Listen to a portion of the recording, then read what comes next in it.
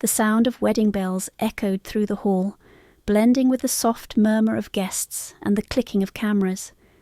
People around me smiled, whispered words of happiness, and congratulated us warmly, but all I felt was emptiness.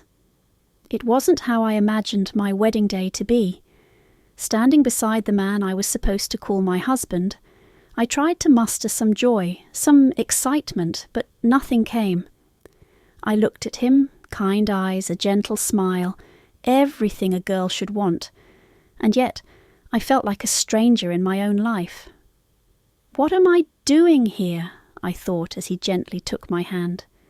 This wasn't a love story. It was a story of family expectations, silent obligations, and choices made for me long before I had the courage to say no. My parents, loving yet bound by tradition, had always emphasized how important it was to marry before it was too late. They believed that love could grow after marriage. But as I stood there in that heavily decorated hall, surrounded by relatives and friends, I wasn't so sure. He wasn't a bad man. In fact, he was respectful, kind, even patient throughout the whirlwind of our arranged engagement. But there was something missing, a spark, a connection, something beyond polite smiles and well-meaning gestures. I didn't hate him, but I didn't know him either. And how do you promise a lifetime to someone you barely know? The ceremony went on, and outwardly everything looked perfect. The dress, the decorations, the vows. But inside, I felt trapped in a role I wasn't ready for. As we posed for photos, he leaned slightly closer, his hand resting lightly on mine. I forced a smile, feeling the weight of the camera lens on us. But deep down, a question lingered, unspoken and heavy. Can I live like this forever? The first night in our new home was wrapped in silence, an unfamiliar silence that hung in the air like an uninvited guest. After the ceremony, after the endless smiles, handshakes and congratulations, we were finally alone. He offered me tea, his voice polite, almost hesitant. I accepted, not because I wanted tea, but because I didn't know what else to say. The clinking of the cups was the only sound in the room, and every second of silence felt heavier than the furniture around us. It wasn't awkward because he was unkind. It was awkward because we were strangers trying to act like something we weren't. I remember sitting there watching him carefully place the cup in front of me. He was trying to make me comfortable, trying to do the right thing. But how do you bridge a gap so wide when love isn't there to begin with? I could see it in his eyes, the unspoken question, will this get easier? I wondered the same thing as I sat across from him, sipping tea I didn't even taste. The days after the wedding blurred together into a routine, mundane, polite, and distant. He would leave early for work, and I'd stay behind, trying to settle into a house that didn't feel like home. We exchanged pleasantries, talked about chores, groceries, and the weather, but nothing beyond that. Every conversation felt like a transaction, a polite exchange that never touched anything real. I began to dread the moments we were alone, not because I feared him, but because I feared the growing emptiness between us. I tried to keep myself busy. I cleaned the house, rearranged furniture, cooked meals, anything to distract myself from the gnawing void, but distraction only worked for so long. Every now and then I would see couples walking hand in hand, their laughter light and easy. I envied them. I envied how effortless their connection seemed, how they didn't have to try to fill the silence. I couldn't help but wonder if I'd ever have that, or if I'd simply made a choice that would leave me longing forever. When friends called, eager to know how my married life was going, I lied. It's great, I would say, forcing cheer into my voice. I didn't know how to tell them the truth, how to admit that I had married without love, how to admit that I felt trapped in something I didn't understand. They wouldn't understand either. They would tell me to give it time, to try harder, to make it work. But how do you try to create something that isn't there? At night the silence was the loudest. We shared a bed, but it felt like we were worlds apart. I would lie awake, listening to the sound of his breathing, feeling the space between us like a wall I didn't know how to break down. I didn't hate him, I couldn't. He was kind, patient and considerate. But kindness wasn't enough, respect wasn't enough. He deserved more than my polite smiles and forced conversations.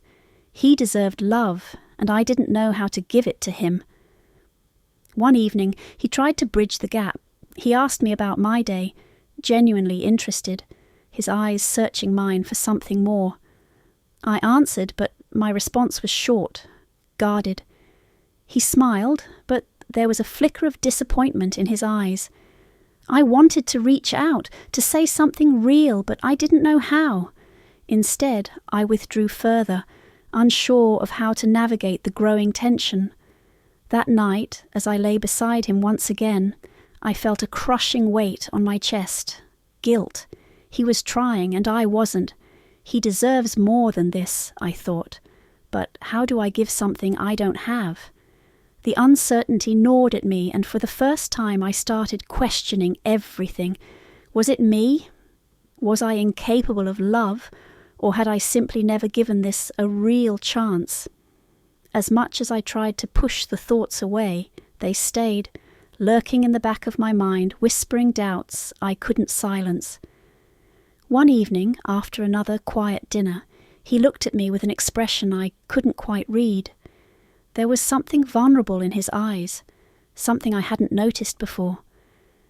As I cleared the plates, he suddenly asked, "Do you regret marrying me?" His voice was calm, almost too calm, as though he had practiced this question in his mind for days, preparing himself for whatever answer might come. I froze, my hand gripping the edge of the table a little too tightly. How was I supposed to answer that?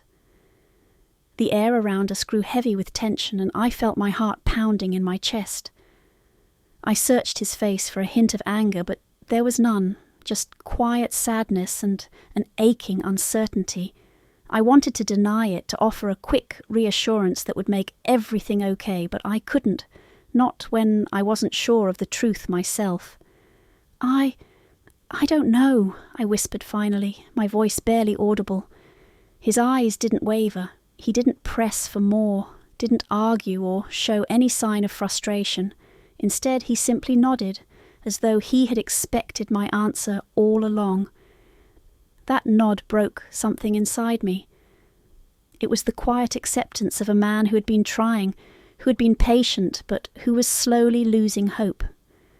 That night I couldn't sleep. I lay awake, staring at the ceiling, feeling the weight of guilt pressing down on me. His question echoed in my mind, over and over again. "Do you regret marrying me?" The truth was, I didn't know if I regretted it, but I did know that I hadn't tried, at least not the way he had. He had been patient, kind, and understanding, and yet I had kept my walls up, too afraid to let him in. The next day, I reached out to my best friend, hoping for clarity. We met at a small cafe in the city, and as soon as I sat down, she could tell something was wrong. "What's going on?" she asked, concern lacing her voice. I poured my heart out, telling her everything, how distant I felt, how unsure I was about my feelings, and how I didn't know if I could ever love him the way he deserved. She listened quietly, letting me finish, before offering her advice. "You have two choices," she said softly. "You either open up and give this marriage a real chance, or you walk away. But you can't keep living in this limbo forever. It's not fair to either of you." Her words stung, but they were true. I had been living in a state of indecision, unwilling to let go, but too scared to fully commit. Later that evening, as I was folding laundry, I overheard him on the phone with a friend. His voice was low, filled with a quiet resignation. "I don't know what else to do," he said. I feel like I'm failing her. I can't make her happy." His words pierced through me like a knife. He wasn't the problem. I was. I had been so consumed by my fears and doubts that I hadn't even noticed how hard he was trying. In that moment, I realized something important. I had never truly given this marriage a chance. It wasn't about whether love had been there from the start. It was about whether I was willing to build it now. And if I didn't try, I would regret it forever. That night, I made a decision. Things couldn't continue like this. It was time to face my fears, to confront the emotions I had buried for too long, and to either fight for this marriage or let it go. The next morning I woke up with a strange sense of clarity. For the first time in weeks, the weight on my chest didn't feel as crushing. I realized something important during those sleepless nights. Love doesn't always arrive fully formed. It's something you build.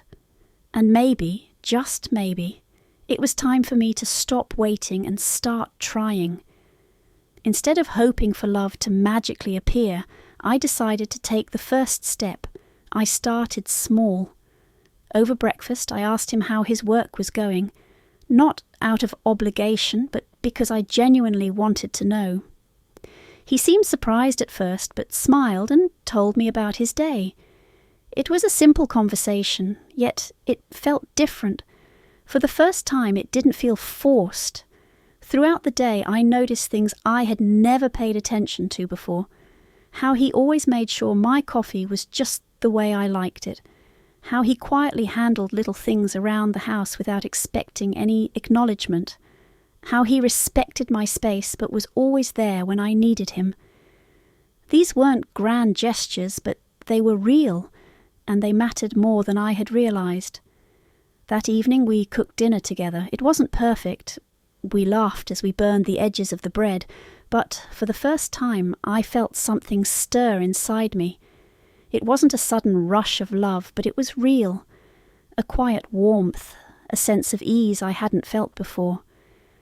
As we sat down to eat, I looked at him and said, "I didn't marry you because I loved you, but I stayed because I learned to." He didn't say anything right away, but the way his eyes softened told me he understood. Love didn't arrive like a fairy tale. It grew slowly, quietly, until one day I realized I wasn't pretending anymore. This was real, and it was enough.